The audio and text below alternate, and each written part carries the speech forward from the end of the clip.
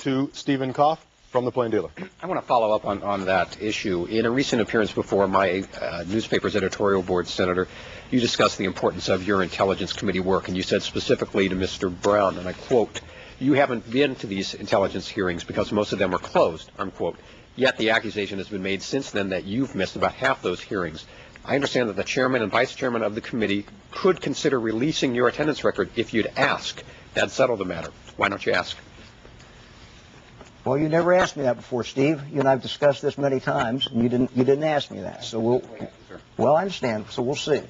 The point is that my work on the Intelligence Committee is not only going to the hearings that are public, it's going to private meetings, which are very important. I go out to the agencies. I get an Intelligence Committee briefing every single day.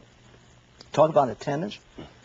My opponent in this race has missed over 170 votes in the House of Representatives on things such as important as the Older Americans Act.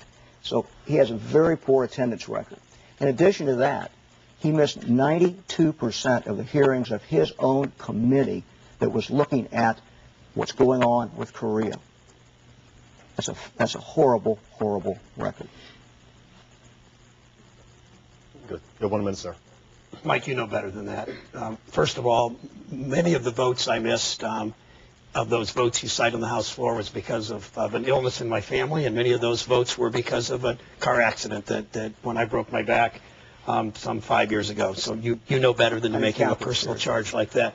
The fact is that to compare hearings in the House of Representatives with those sort of nonstop talkathon hearings that House committees have where no votes are taken, with the serious, important issues discussed in the Intelligence Committee, is so much apples and oranges, and you know that. And the point is that Mike DeWine missed half of the hearings in the Intelligence Committee, and that even when he was there, he never asked the tough questions about weapons of mass destruction. 130 of us in the House knew enough to question those issues of weapons of mass destruction and voted against this war in Iraq.